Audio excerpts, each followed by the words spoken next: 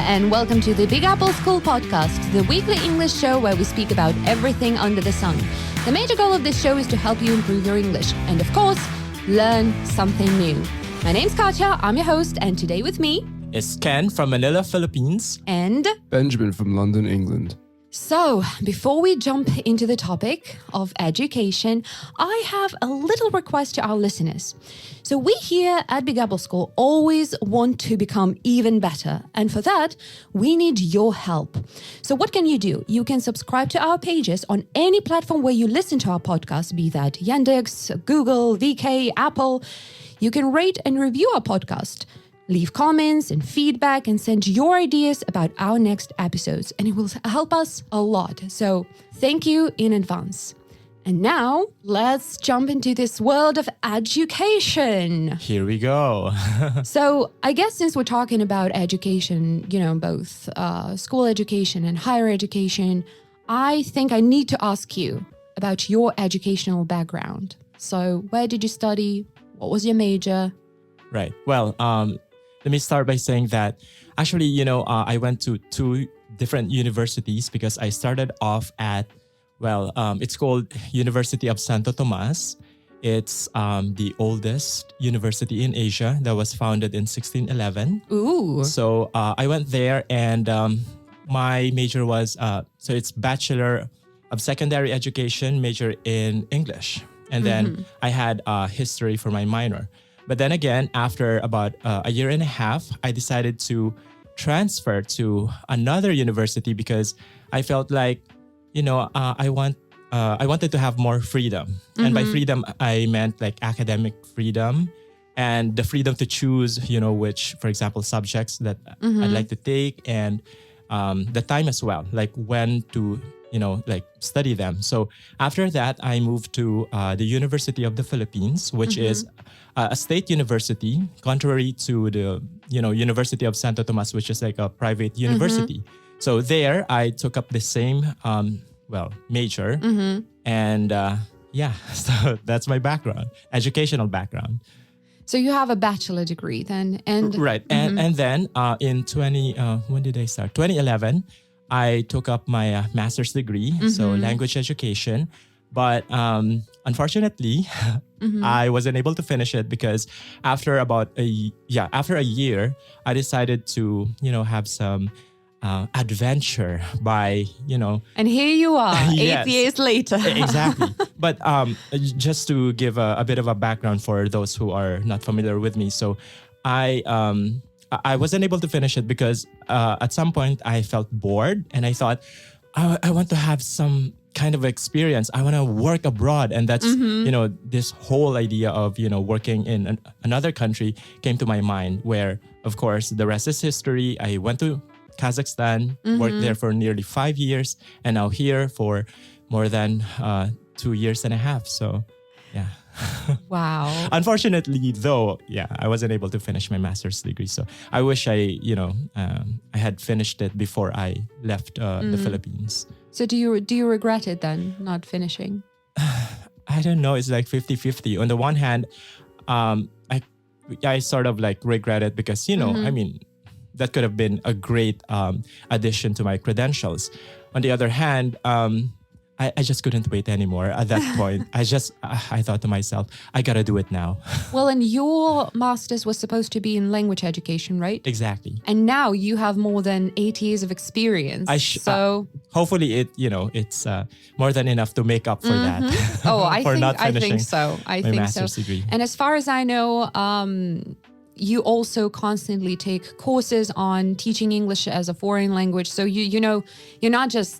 you have not just given up, education. I know that you're constantly improving as a teacher. Well, of course, because I don't want to be left behind and I don't want to be like, come to my classroom and like, okay, so what have we got? Open your textbook, page 5, exercise 1. Oh my God. Done. Exercise 2. Actually, a typical classroom teacher. I'm sorry for the, a little bit of off topic, but that was what my professor of Spanish like at an American university. And I was so mad about this. That was my first experience with an American university, and that was like, what, 5,000 for a subject per semester? Wow. I was like, this is not what I expected. I wish you could, use this communicative approach. Yeah, or because something. of course the textbooks are useful. Of course you need them as a basic guide, but at the end of not the day, as- you need to like be fluid with your conversations. At the end of the day, you're there to learn a language, and you're there to. So I have mastered, filling in, whatever, the gaps. Words and gaps. Yeah. And then I just want to add, though, that it's not about the credentials of a person that makes a real teacher, because I believe that it's in the passion. I don't think that, well, to be quite honest, like not everyone is, let's say, made to become a teacher. I don't think this is for everyone, because there are teachers out there, like professional teachers, because I do know, like some of my colleagues in the past, of course, they have their teaching license, which, qualifies them as a teacher. But as far as I'm concerned, that alone will not make you a real teacher, because a real teacher knows and understands, what his or her students' needs are and how to, work on them, and to actually really care, to have the passion. Because, teaching is, it's a vocation. Yeah. It's the noblest profession. Yes. Okay, I'm so sorry. So Ben, and what Yeah. about your educational background? So I have a bachelor's degree. I believe I mentioned on another podcast, but I studied at the University of Bristol. So that's in the southwest of England. Got a bachelor's degree in Russian and Italian. So a modern languages degree. And that was a 4-year degree. Spent my third year here in Russia and in Italy. It was a great experience. And here I am now. Before I tell about my educational background, so both of you have mentioned the words major, and Ken also has a minor. But the thing is that this is not something, well, at least minor is not something that exists in Russia. Major is what in Russian we call специальность, because very often I hear my students saying specialty, but it's not, it's major. So, but what is minor? How would you explain what a minor is? No, it is for actually, so secondary education. I'm supposed to be like a high school English teacher, but a minor is, it's, I don't know if it only exists in the Philippines, but It doesn't. It's an American term, I'd say. Yeah, it's American and maybe, Filipino. Yeah. so the thing is, if you want to be a teacher and you want to specialize in a particular subject, then definitely most of the subjects that you're going to study at university will be focused on that. However, it's a like a fallback in a way. So for example, if you get tired of like teaching English, at least you still have a minor, because also at university I did study something to do with history, like geography, a bit of that. Yeah, so I think that explains it. Wait, Ben, don't you have minors in Britain? In the British So in system? Britain, you actually don't, well, I mean, not to my knowledge, I have never come across a major or a minor in a degree. I mean, sometimes people do subjects, for instance, Spanish with law or law with Spanish.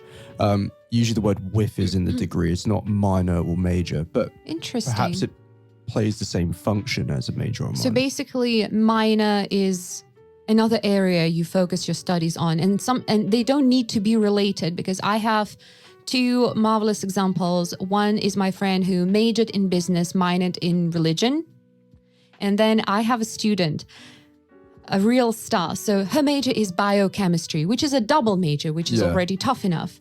But then the thing is that at universities, you need to take some courses not related to your major, so that, you broaden your horizons. And she decided just, out of curiosity, to take a course in Russian literature. She fell in love with Russian literature. She fell in love in Russian. So later she took an intensive course of Russian, 3 more semesters of Russian. And now she is majoring in biochemistry and minoring in Russian. Wow. That's a heavy degree. It is. But yeah, so she has chosen 2 completely different areas, but that's what she But I did. reckon that's a good choice, to be honest. Maybe she can find a job in the mining industry or something like that with biochemistry in Russian. There's a lot of minerals in Russia, so I think she's onto something good. Definitely. So yeah, and speaking of my educational background, well, the thing is that now it's a little bit difficult to explain sometimes, because even though now in Russia we have a bachelor and master's degree system, we didn't used to have that 7 or 8 years ago. So what we had was a specialist degree, which equaled to 5 years of studying. So, and I majored in teaching English as a foreign language. So I spent 5 years, 10, 12 hours a day learning English. Yay. Wow. Yeah, that's a lot. Fun times. Yeah, I think I better not count how many hours I spent doing that. But after that, when I need to evaluate my degree for American universities, for example, some of them will take my specialist degree as a bachelor, but some would take it as a master's degree because it's not, 4 years, but it's not 6 either. So what are you? So what is it? Now it makes sense to me because I had a student before and he told me about his educational background and I just couldn't figure it out. Like, what do you mean? What is this? Is this bachelor's or master's degree? Now it makes sense to me. Yeah, it's none of them basically. And then if you go to another country to study or to work, that depends on how this exact place will evaluate your degree. But yeah, and it's all so different. And then I also know that there's this GPA, which is... Oh, the grade point average, you mean? The American system, yeah. What do you have?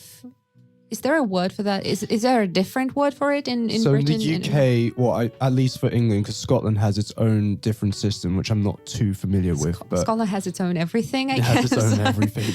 But at least in England and Wales, and I believe Northern Ireland too, so the way we grade our university degrees is first class, so anything over, I believe it's 70%. And then you have an upper second class, and then a lower second class, and then a third, and then a fail. So it's like A, B, C, D kind of thing, yeah. This kind of thing. Yeah. Well, in the Philippines, we call it GWA, General Weighted Average. And I would say that the perfect mark would be a 1. And 5 is a fail. I know this is like very convenient, reverse. if you come to Russia. Yeah, I know. And you're like, I graduated with a 5. Everyone's like, ooh. It was the other way around in Russia, isn't it? Yeah, exactly. so in here, 5 is the highest score that you can get. 4 is good grade, 3 satisfactory, 2 a fail, 1 does not even, exist basically. So it's just beyond fail. So it's called what is it? Pyaturka, is that? Yeah, so it's the Russian for 5. So when you go to the supermarket, Pyaturka, it doesn't mean that. Like a little 5. Yeah. That's so cute. Yeah. A little 5. Interesting. And how do you call a person, oh my God, in the US, there's such a long word, who graduated with honors? So only excellent results for everything. Well, if it's, if you get between 1 and 1 and 1.25, when you graduate, definitely the Latin honors to be given is summa cum laude. And then if it's between 1.26 and I believe 1.5, that should be magna cum laude. And then cum laude for anything that's higher than, like between, wait 1 second. I'm not so good at math, so forgive me for this. Okay, basically not lower than 3. So it's like anything that's higher. When I say higher, it's like 2, 1.75. That is cum laude. Is there any special word for that? To be honest, I'm not actually too familiar with that term. I mean, I have heard of cum laude, but I'm not too familiar with the ins and outs of it. Yeah. It all depends on the general weighted average. So the higher you get, then of course, the higher the Latin honors will be. Oh, fancy. Yeah. Fancy name. Well, and what did you love and hate about your studying experience? I mean, I had a fun time. It was a good degree. The first year was so much fun. I mean, in the first year at university in England, you don't do as much work as you do later on, which I believe, as you might have said beforehand, is the opposite here in Russia. Yeah, I remember we've mentioned this in one of our episodes that in Russia it's absolutely opposite. So the first year is when you're the most hardworking. Yeah. And then, the later it is in your studying, the more relaxed and laid back you become. Yeah, it's the complete opposite in England. The first year is everyone, it's just a bunch of young people in a big hall of residence or a dormitory, and it's just fun 24/7. And of course you study, and it's really good if you enjoy what you're studying. So I've always enjoyed studying Russian, so it was just nothing but fun. You Wow. know, Yeah. we kind of have the same situation because in your first year, basically you're fresh. Sometimes we're That's why referred they to call as it freshmen. freshmen. Yeah, Exactly. freshers, yeah. Or freshies. Or exactly. freshers is it's what you call the whole experience. But freshman, yeah, that's the first year. And normally, so if you're a freshman, most of the subjects that we study are general education, because we still have to figure out what exactly we would like to specialize in. And it's only in our second year that we get to decide what exactly will be like our major. So like in my case, as I've said, I've taken up English and then minor in history. Yeah, I love this system, to be honest. I'm going to tell you a little bit more about Russian system of higher education, but later. So a little bit of intrigue, you know. So Ken, that sounds like the American system. Sorry Yeah, to well, interrupt. basically because our system of education is highly patterned after the Americans.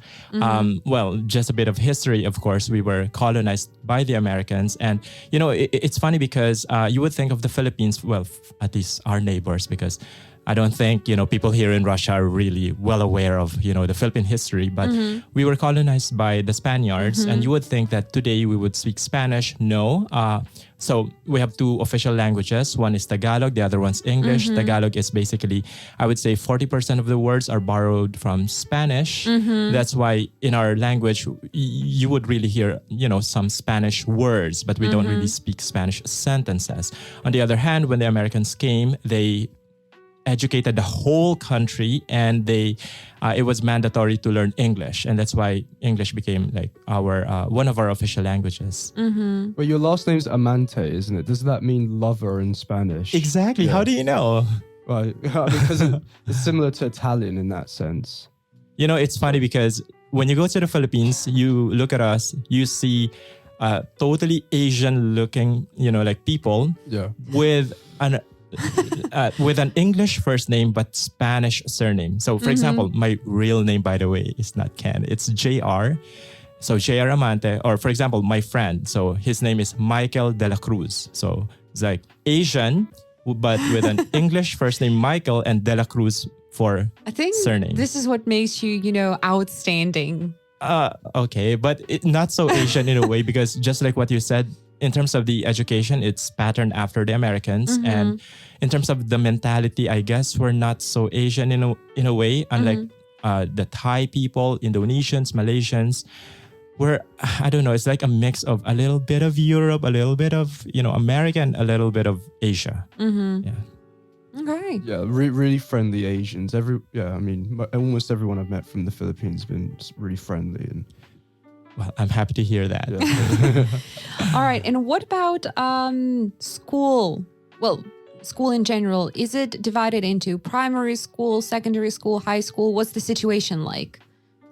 So in the UK, there's no such thing as high school per se. It's a very American concept. Maybe, I'm not too sure. Maybe they have in other European countries too. But in the UK, you have what is called secondary education, or primary education, secondary education. Then you have the sixth form, which is between 16 to 18. And in the sixth form, you can do several different types of qualifications. Most people do what is called an A level, which means an advanced level. Most people do 2 or 3 A levels. I mean, if you're really clever, you can do 4 A levels. And it's not like the American system maybe the Russian system where you do general subjects. You choose exactly what you want to do. So I did Italian, French, and art. Does that mean that it's optional? Well, it's optional in the sense that I believe, well, at least in my time, it was you can choose to stop school at 16. And then, yeah. So in the UK, you have what are called GCSEs, which It's like the final exam, right? Well, GCSE is the final exam when you're 16. So you have usually between 8 to 12 subjects, so maths, English, etc. Horrible. Yeah, so GCSE stands for General Certificate of Secondary Education. And then you go on to do A levels, which is what I did. So it's about 3 subjects, sometimes 4 if you're really clever. And yeah, so I did, as I said, art, French, and Italian. But some people can do what is called a BTEC, which means, I can't remember what BTEC stands for, but if you want to go into a trade, for instance, plumbing, or if you want to do something, learn some valuable skills like that, you do a BTEC.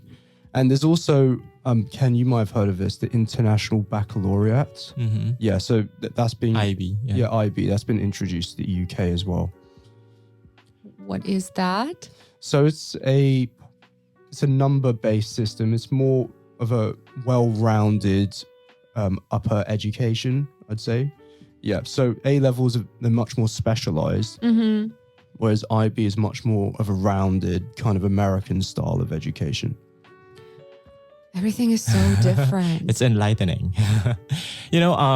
Okay, because you mentioned about high school. Yeah, we do have that. So before, there used to be just 2 divisions when it comes to basic education. That's elementary school and then high school. But of course, over the years, we have changed everything. So now we have elementary school that is from the 1st grade to the 6th, and then junior high school from the 7th to 10th, and then 11th to 12th, that's senior high school.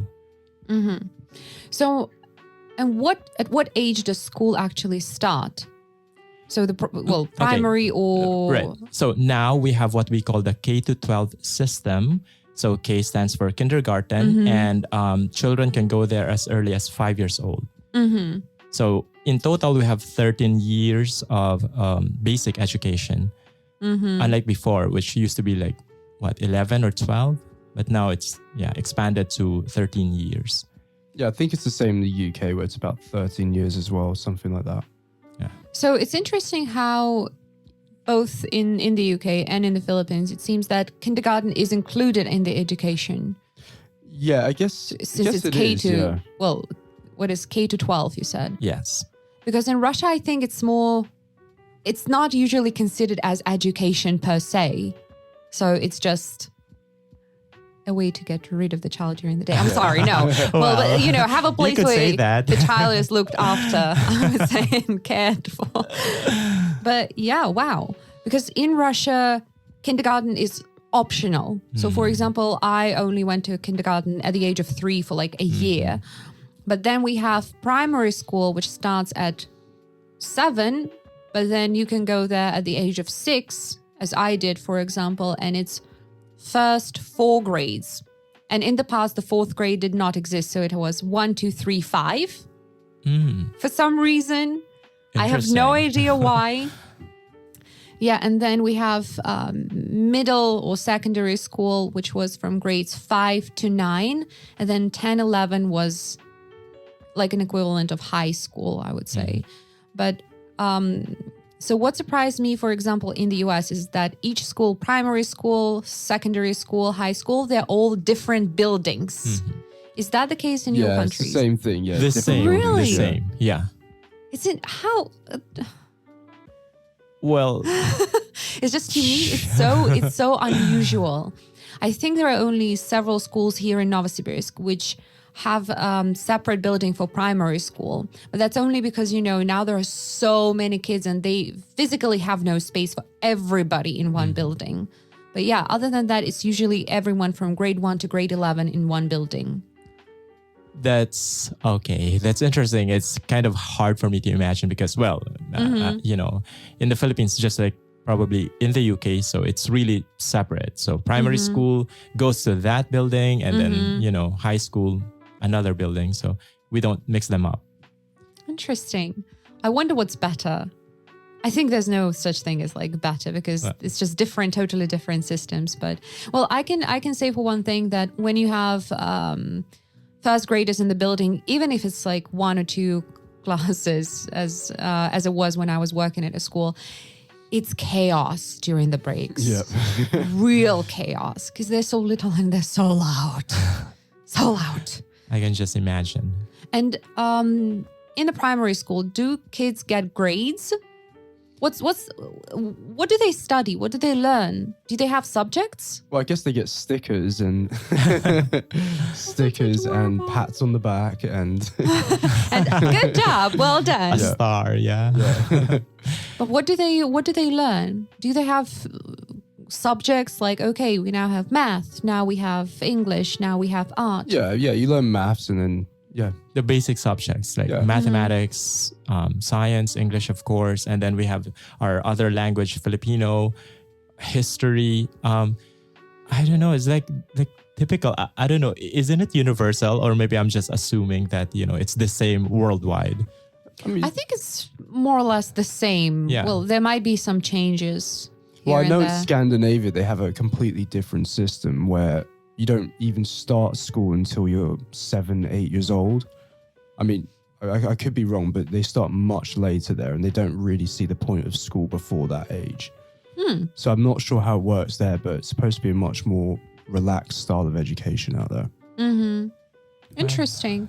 I have heard that Scandinavian educational system is considered to be one of the best, even though they don't have exams in the way that we, have exams. So no tests, nothing like that.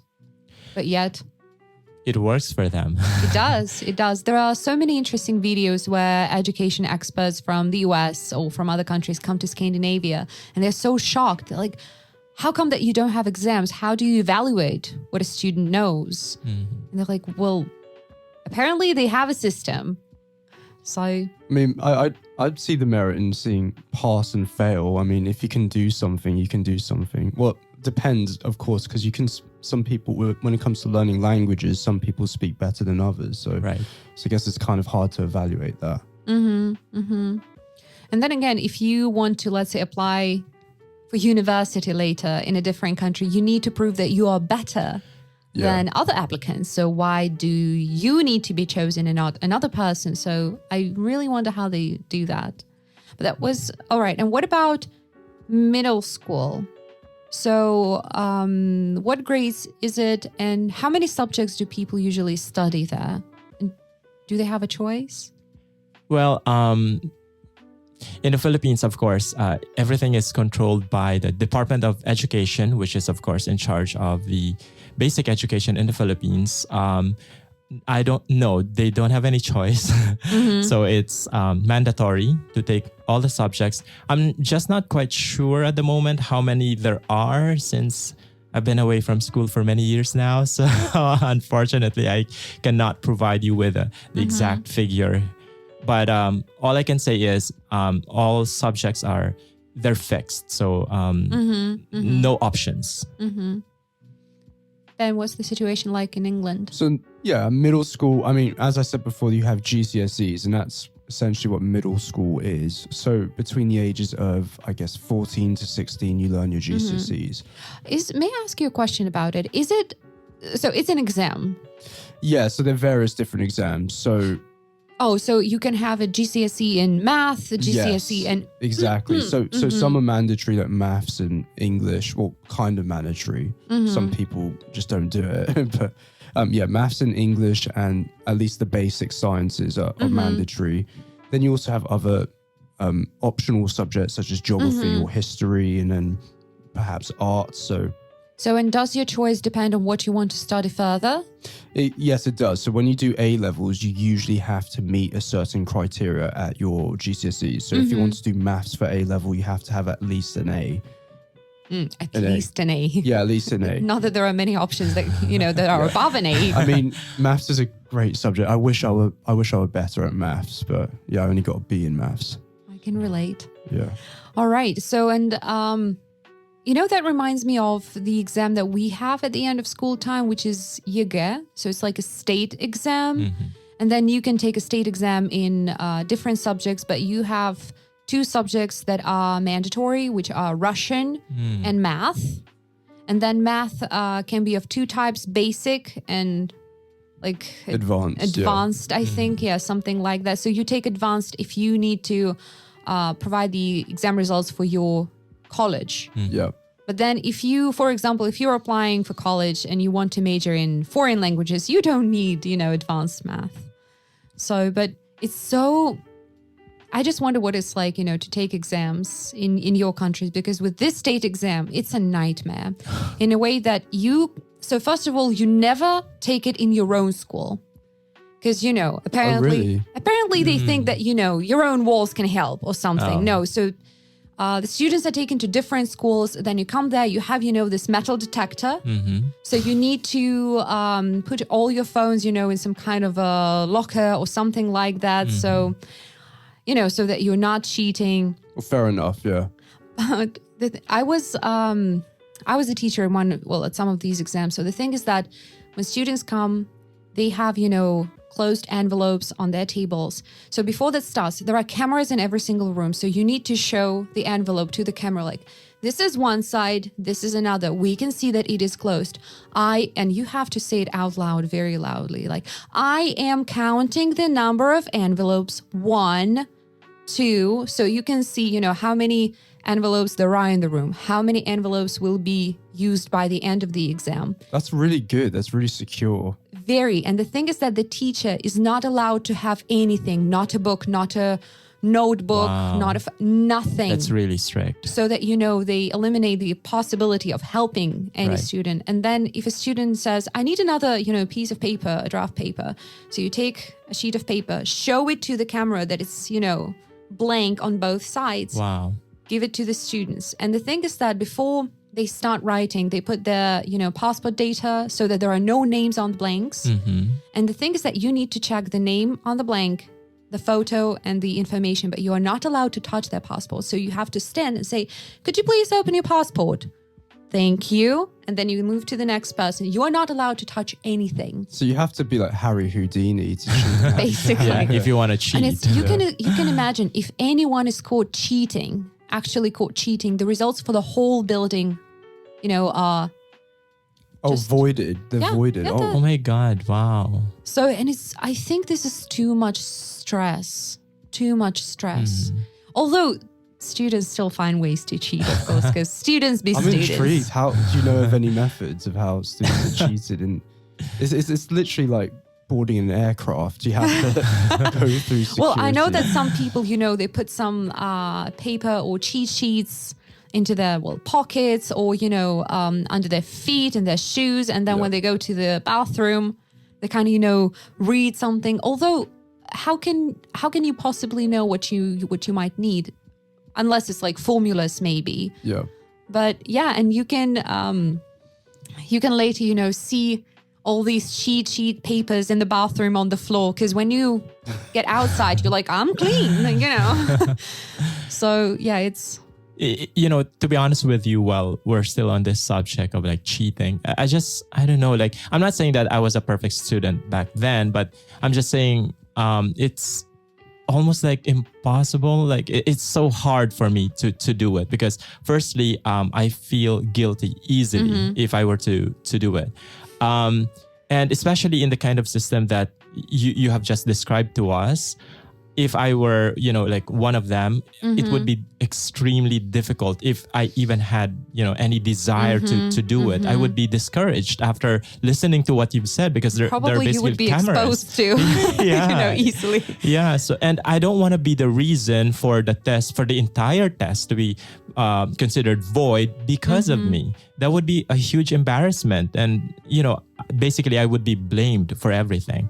So I don't know how students even get the courage to even attempt to do it, maybe out of desperation. They have not a single bit of consciousness or anything like that, like, nah. But, that's an interest, since we're still on the topic, because I remember talking to my American students about Russian system. And I said, look, while I was teaching at a secondary school and at university, I was substituting my professor. I saw people, cheating in such a way you would never even think of. When a student comes with, this cup of coffee from a coffee shop. Yeah. And then, he's like, drinking his coffee. But then you think, wait, something's wrong here. And then you find out that actually inside of the cup, it's not coffee, but paper. And, and on the cup in very small letters, there are things written. I had a student who I think he has mastered the way of cheating, even though he could have easily spent this time learning and, masterfully passing the exam. So you know how when you have a watch, you have some watch with very big round. Yeah, the face, yeah. Yeah, and then sometimes you need to wind it up, for that to work. So, and I could see a student who was winding his clock up so often. And I found out that he disassembled the watch, Wow. put some paper in it. So when he was winding it up, the paper would, change. Like how many hours you had to spend on this? It's Exactly. Молодец. Very good, man. That is art, like the art of cheating. But so in the US, for example, in a college, if you're caught cheating, there's a very high chance that you'll be expelled. So they don't, it's not a joke. So you cheat, Well, speaking of cheating, so I'm not just talking about like the achievement tests for like national level, like, state exams, but even with, say, for example, quizzes or final exams in each level, at least in our culture in the Philippines, if you're caught by the teacher has the right to crumple your paper and literally throw it away and ask you to leave the room. And automatic, you're going to get a 0 for that exam. That's how strict it is. And that's why sometimes, okay, I don't know if I should mention any particular country, but let's just say, I've been to one country and it just amazed me how there are so many ways of like cheating. And I asked them, is that country Russia? Well, that sounds like Russia. No, fortunately it's not Russia, but never mind the country. But the thing is, I was just amazed, like, how could you do that during the exams? Like, aren't the teachers monitoring everything? And I was told that sometimes the teacher just sits there, like does something else because it's hard for me to imagine because coming from the system that I come from, well, it's really strict. It's almost like, sometimes the teacher would tell us, I have 10 eyes. I can see every corner of the room, so you cannot hide from me. It's very Russian phrase, I have eyes everywhere. Exactly. On the back of my head. And all of us are, are scared to even attempt. So yeah, that's why it's, I don't know, like, I love this strict system more because I think that provides a better quality of education. Because let's say when I was writing my thesis and let's say several years before that, there were no, like, what is it? Plagiarism. Plagiarism. There was no like anti-plagiarism systems, when you put the text and you see how much of that was plagiarized. Plagiarized, yeah. It's a funny word. Yeah, it is. It doesn't sound right. Like, is that even a word? Anywho, but now there are these systems. So when people are like, it becomes difficult to write your thesis. I'm like, yeah, because you're not supposed to copy that. So, you can quote certain things, but still. So when I see this huge difference between, for example, Russian and American, systems, educational systems, and I love the American one more because it's way more strict. And thus the students are forced to study whether they want it or not. So I think it brings, better results. So wait, but what about the Philippines and the final exams after school? How many do you have to take? Are there some mandatory ones and... Well, of course, apart from the one that is given by the school itself, we also have, I've already mentioned it earlier, the National Achievement Test, which is like your state exam. So basically 2. So one that's given by your school and the other one is from the government or from the state. And you have to pass both of them. So do they cover like all subjects or what is it like? Well, if we talk about the one that is made by the school, then basically all the subjects taken in your final year. And then if we talk about the state exam, the National Achievement Test, 5 subjects, mathematics, science, English, history, and Filipino, which is our like... And then science, language. Sounds a little bit vague. So it also includes biology, chemistry, physics. That's too much. It sounds a bit like torture, but yeah, it is. It is what it is. So what if we move to the higher education. So when you want to apply for university, what do you need? Do you only need exam results or something else? What's the situation like? Well, in the UK, you need exam results. And if you go to Oxford or Cambridge, then you need to pass the entrance exam to that university. So before you're even allowed to take the entrance exam at Oxbridge, it's called Oxford, Cambridge, you have to have excellent grades. Most other Makes universities, so in the UK at least, you have the choice of 5 different universities to go to. And yeah, you apply to them and you either accept it or you're not. So you just send your documents in. You don't need to write any kind of essays, anything like that. Only for Oxbridge. Yeah, only for Oxbridge. So you get what are called conditional offers. So provided that you get the grade, you're given the offer at the university. If you're exceptionally intelligent, sometimes you get unconditional offers, but that's very rare. Well, yeah, that's reasonable. We kind of have a similar system because, firstly, there are 2 minimum requirements that they try to look at. The first one is, of course, your grades from, from high school. From high school. So if you meet the minimum grade, then okay, good for you. So you're already done with the first requirement. The second one is, of course, the entrance exam. So, and that's true, I would say, I think for all of the universities and colleges in the Philippines. And if you do very well in the entrance exam, then you could be offered some scholarships. So 100% tuition fee that's totally free, or So it could be that's half, covered. depending on how you performed in the entrance examination. Speaking of, since you've mentioned tuition, I have 2 questions. So the first one is education free or not free? Can you get higher education for free in What about Philippines? the Philippines? Yeah, because is that provided by the state or do you have to pay for that? If we talk about which one, higher education. Higher education, yeah. university. Well, we have 2 classifications. We have, of course, the state colleges and universities where basically it should be free, but then you have to pay some fees for minor things like miscellaneous things. And then you have your private colleges and universities where obviously you have to pay. You know, the interesting thing is that I don't know about Russia or maybe other countries, but in the Philippines, we tend to take private colleges and universities more seriously because in a lot of people's minds, we have better education if we go to private universities, except for the exceptional ones like, University of the Philippines, because it's one of the top universities in my country. So if you go there, wow. So, good for you. But if you just go to an ordinary state university, like regional state university, it's like, oh, okay. But good for you. But, because we have I don't know about Russia, but for example, in the Philippines, we have what we call the Big Four. When you say Big Four, these are the So I top guess 4 like top 4 most universities. respected, prestigious universities. The first one is University of the Philippines, which is a state university. And the rest of them from 2 to 4, these are private universities. I guess it also depends what you're studying, because if you're studying maths and you don't go to the best university, you're still learning maths, and it doesn't really... it depends what you're studying. It's true. It's true. But what I'm saying is that there is just this general perception that if you go to this university, automatically people will respect you, quote unquote, respect you.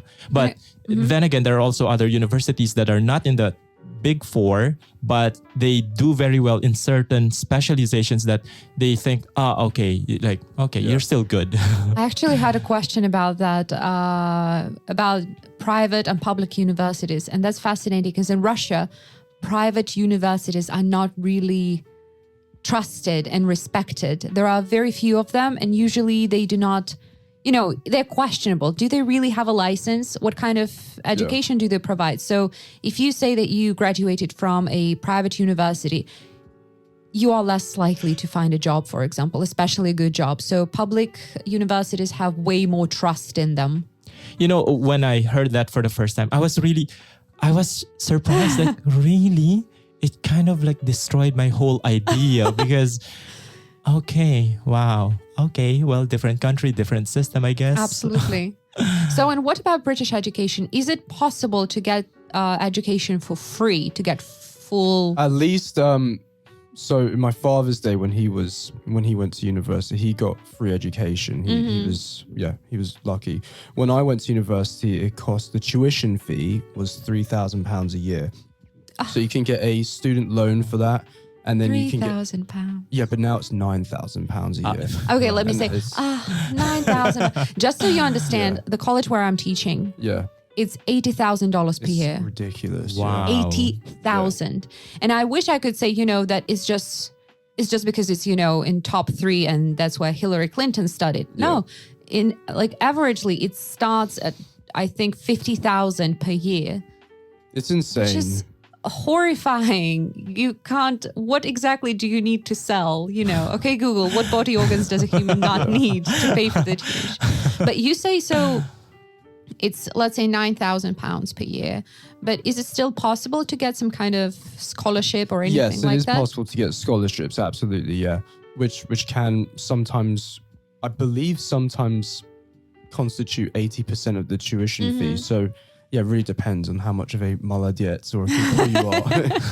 So you say up to 80%. And then is there such a thing as assistantship? So you can cover the rest by working on campus or being an assistant? I don't believe so. I mean, there are a lot of students who get part-time jobs. I don't know how they do it. They are serious people if you have a part-time job and you do a full-time degree. But yeah, I don't believe there's a assistantship as per se. Because again, I compare it not only with the Russian system, but with the American one, which I had a pleasure of working in and studying for a short amount of time.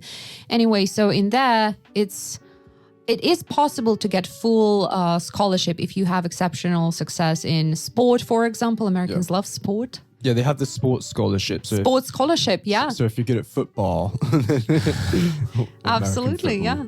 So because you can see that the tuition is horribly, unbelievably high. It's ridiculous. It is. So, and they have scholarships which can cover up to 100% of your tuition. Sometimes student can get an assistantship. So you assist a professor. So you're kind of a TA, a teaching assistant. So you grade the papers or you help with something else. You help with the research and that can cover some of your expenses. A lot of students work on campus, in libraries, in dining halls, you name it, because they still need money to pay at least for some things, because it's not only the studying itself, but it's also boarding, food. And let's say there are a lot of colleges that are on a meal plan and you can't say no to a meal plan because it's in the rules. So there are quite a few students who live out of their cars sometimes. That's true, yeah. And they get gym memberships at Planet Fitness, which is a huge chain across America, so they can have a shower there and yeah, it's quite a common thing actually. But in Russia, it's absolutely different. So of course it's, in the process of being changed and it's constantly changing. But when I was getting my degree in 2009, there were more public funded, let's say, places. So it was way easier to get education for free. So I got mine absolutely for free. I didn't pay for anything. Nice. Wow. Only boarding, but that was like 1,000 rubles per semester, which is, come on, it's nothing. That's great. It's almost free. Nothing. And I was so happy about it because my family told me, beforehand, like, we're afraid if you don't get this budget place, as we call it. So, we call that budget. So then we won't be able to, we can't afford it. We can't afford this education. So both my sister and I, we got our education for free. But you need to provide your exam results. So they need to be above, the minimum for the university. And they only have a limited amount of, these budget places. Yep. And every year there are fewer and fewer of them. So the government does not fund the universities as well. And also that depends on the faculty and the university because, for example, my sister majored in math. So at her faculty, there were 250 budget places. In mine, there were 50, just 50. So you can see the difference. Whatever's more needed for the country has more budget places. And then, so as far as I understand, well, in both the the Philippine system and the British system, you choose your major. And usually you do that when you're a sophomore in your second year. Right. In Russia, you have to choose that before you even apply. And that's what I absolutely hate. Because you can imagine, you have to choose what you want to become at the age of 16. Well, yeah, because you can't do that in your final year. Well, I mean, that is kind of like the British system. You have to choose your subject beforehand, yeah. But then you apply for university, and you might have noticed that we have not just state university, but sometimes we have, let's say I studied at pedagogical university, which means 90% of people who graduate are teachers and they have a major in teaching. And then you also choose the faculty and the department, which means before even applying to university, you need to know what your major is going to be. And then you study 5 years, well now 4 years, studying just that. And if you at some point understand that, no, this is not what I want to do in life, which often happens because when you choose something at the age of 16, you're very unlikely to, want to pursue that. There's no way but for you to drop out of college and start all the process all over again. So, and I don't like it.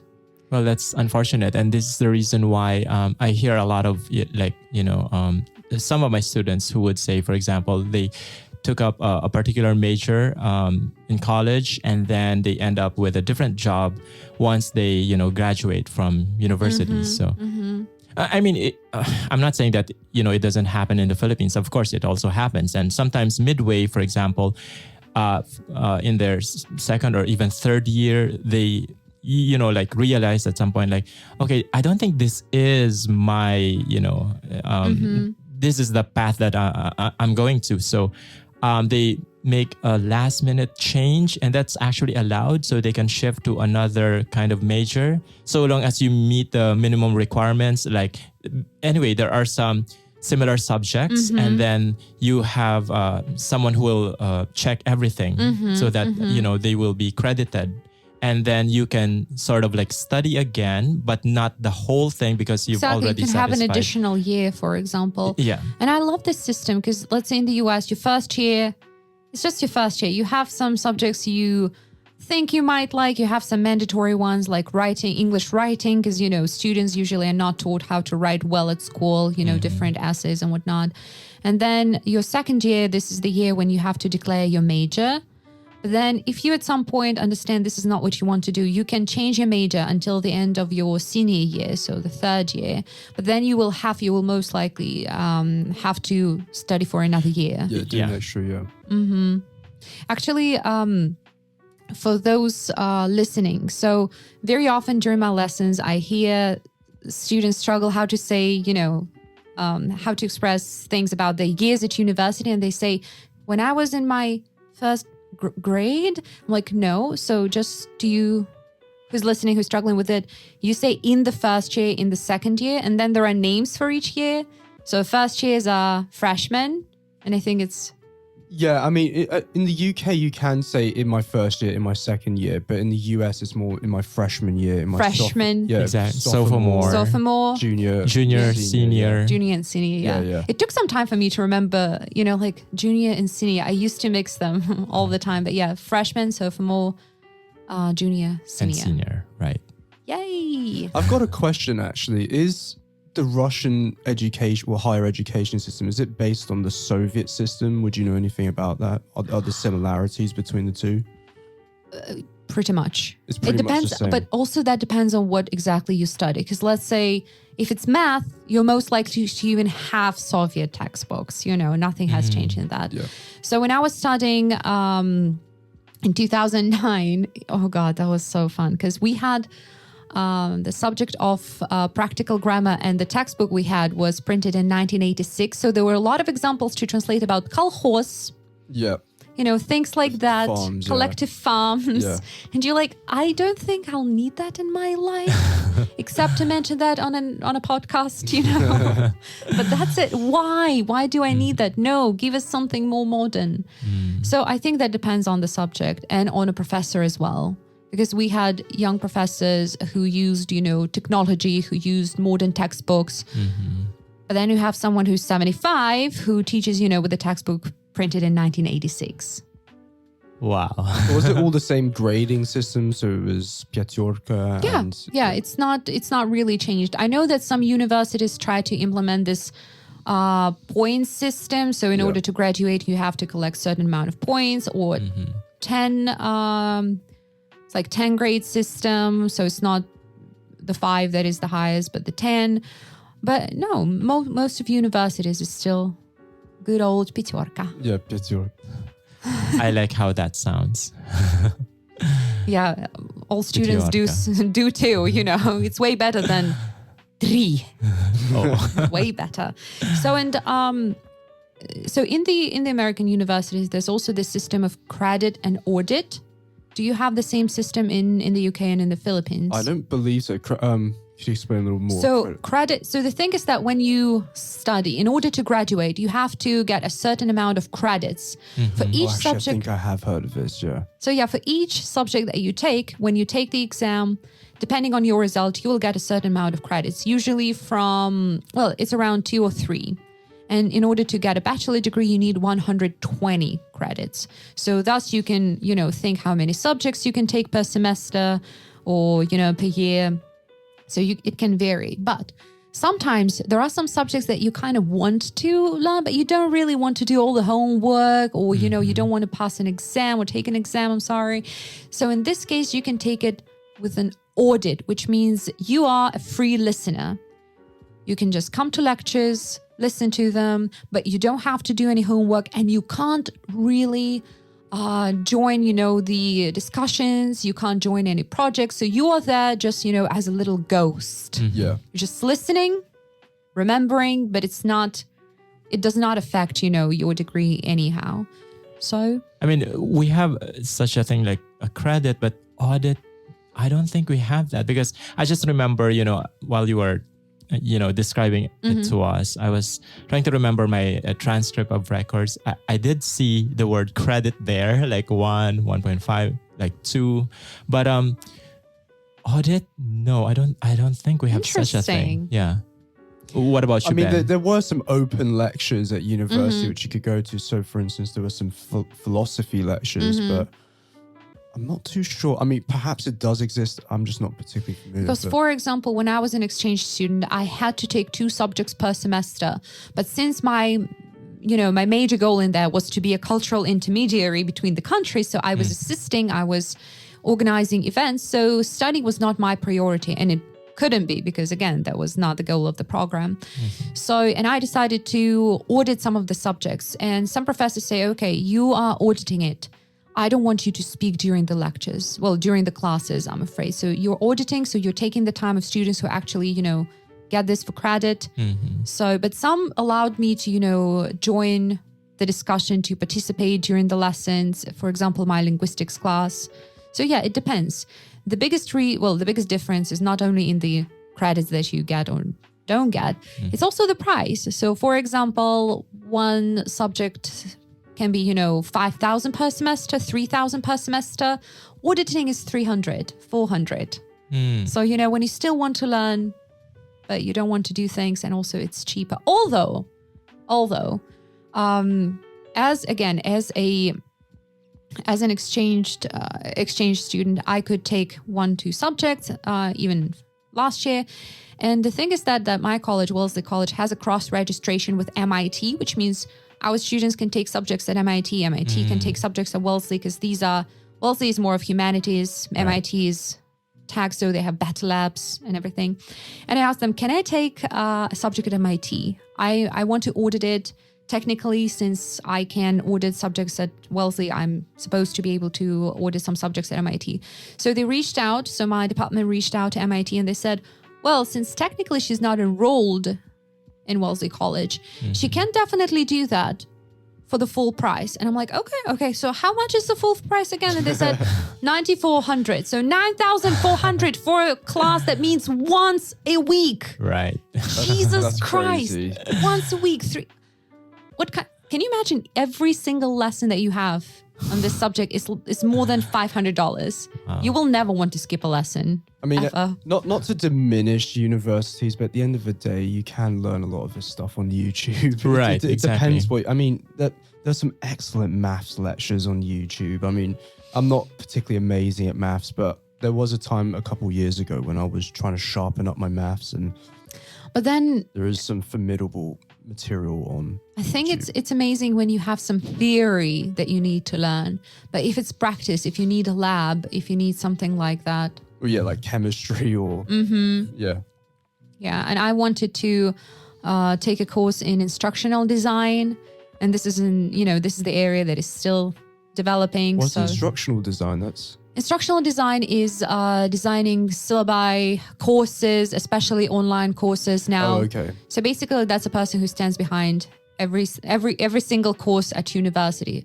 So what components should it have? So it's not enough to just open the book and So yeah, so instructional designers look at that, and in different online platforms, what can work better with university or with a course. So it's kind of like teaching mixed with psychology, mixed with Everything, yeah, psychology, technology as well, because you have to understand, how a certain program works and how it affects the learning. So it's a relatively new area, so which I hope one day to get my PhD in, but All right, and so what about the value of education? Well, I think it's not really a question for Ben, because British education is valued everywhere. Russian is not anywhere. It's really funny because it should be the other way around, in my opinion. I mean, Oh, really? Why? Russia produces some really intelligent people. Right. It produces chess masters to Some great scientists. great scientists, computer specialists, and I mean, I'm not trying to diminish the UK too much, but I mean, I think Russian education is extremely undervalued. It's going down the hill. That's the problem. Because Really? earlier there was a lot of funding. The professions and the professors were valued. There were more hours the students spent at university, more subjects. And now, even though now we have more opportunities for learning, they have fewer hours that they spent at university, fewer things. So there are fewer subjects as well. Even compared to when I was learning, we had way more subjects than students have now. So, and a lot of people just don't want to work at universities anymore because it doesn't pay. It's not going to, cover your mortgage payment even. So why bother working for 15,000 per month? So, Well, and what about Filipino education? Is it valued around the world? okay, that's an interesting question because, well, I've only worked in two countries so far, and they didn't really ask like from which university you come from, but okay. However, whenever for example, if you want to work in the United States, we still have to meet certain standards, and I just forgot the name of the system. Basically, the idea is they have to find certain subjects that are equivalent in the US. So they still credit it. In other words, they still accept it. And then it's up to their evaluation whether, this candidate will still need a couple more like subjects just to satisfy the minimum requirements in the US. So I would say that generally it's still, like accepted, but there are still a couple more things that need to be met in order to, for somebody who's a graduate from the Philippines will be totally accepted. But so far in my experience, they didn't really question me like, oh, you're from the Philippines, you got your education there. So no. We want you to, get more qualifications. It hasn't happened to me so far. So Okay. Wow. That's good. Yeah. That's good. And what about, I have one last topic for us to discuss, subtopic. What about community colleges? Do you have an equivalent of that? And if so, what kind of professions can you get there? I mean, it's mostly trade skills in the UK. Yeah. So yeah, like plumbing, electric. Yeah, electrics or becoming an electrician. Trades, generally speaking. I mean, you can learn other skills too. For instance, you can become a nurse or you can become a dental hygienist. And there's many different courses. They're generally pretty good, community colleges. we don't refer to them as community colleges in the Philippines. They're more like, we call them like the technical vocational schools. So it's more about, again, trade. So plumbing, if you want to be an electrician.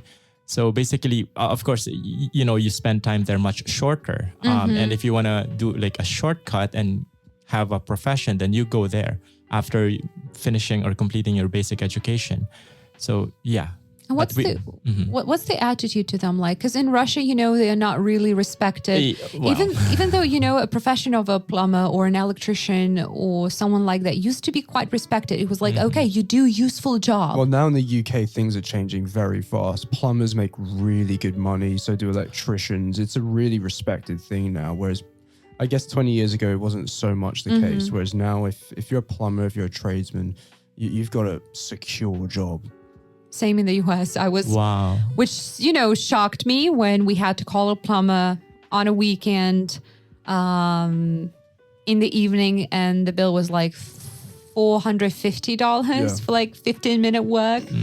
But in Russia, it's still, this attitude, which is, so if you are a plumber, that means you have not succeeded in life. And I don't know where that comes from. Yeah, it's a tough trade being a plumber, and you have to learn a lot of skills. I mean, absolutely. I was contemplating it even a long time ago. It's quite it'd be quite fun, to be honest. I would enjoy it. But you would never run out of work, no matter what situation is like, what crisis we're in. Right. But, it's interesting because also in the Philippines, we have a similar thinking. We don't really, what's a nicer word for it? I don't want to say like respect, like we don't respect, but it's just not seen in the same level as those who really, completed a degree, like minimum at best is 4 years. But because if you go to such, like community college, as you call them, is like you only go there for like 2 years. And so for us, 3 years for us 2 or 3, like that. But then again, it's still shorter than your average, degree program. So, that's interesting because, for example, I know that in France, your bachelor degree is 3 years. So, that depends on how you look on that. But anyway, we're talking about the Philippine perspective. So we don't, we don't see it in the same level as like bachelor degree. Yeah. And for us, okay, well, good for you that you went there and now you can start early and you can have a job. But I don't know, it's just the traditional thinking, I guess. We put so much value on education, and it's almost like, we're going to respect you depending on the number of years that you have actually spent for your education. The shorter it is, then you're not going to have the same kind of like respect from the rest of us. Yeah. I know it's unfair, but well, it is what I'm it just is. saying what you can't change people overnight. Exactly. Yeah. All right. Well, that was very fun. And I know that nowadays there are quite a lot of people who want to pursue their education in different countries, be that, the UK, Germany, Italy, the US. And if you, dear listeners, are considering applying for your degree in Europe or the US, you can always reach out to us, Big Apple School, to help you with your IELTS, TOEFL, or any kind of exam preparation. We're always here for you. We're happy to help. Always. Definitely. All right, so that was the Big Apple School podcast, and today we discussed education. So we talked about our educational background, we talked about difference in educational system in the Philippines, in the UK, and in Russia. We talked about primary school, secondary school, high school, different exams that we take, higher education, and what the hell is credit audit system? Because this is something that not many people know. Thank you for listening. And remember, if you struggle to understand our conversation, you're always welcome to our website, which is bigappleschool.com/podcast. You can find full scripts of each episode there, so you can listen and read, and it's very fun because the text just pops up. So, yeah. And if you want to see more content which will help you learn English, you're always welcome to any social media, VK, Telegram, YouTube, just search our name, which is Big Apple School. We have very cool profiles on each and every social media there is. So, yeah, that was Katya. And my guests for today were Ken and Benjamin. Stay tuned, and we'll see you around.